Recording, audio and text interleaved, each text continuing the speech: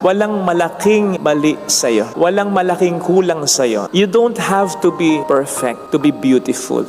Kahit naman yung roses na maganda, may tinik din. Kahit naman yung magagaling na mga players, nagmimintis din. Kahit naman magandang tanawin, may basura, may dried leaves din.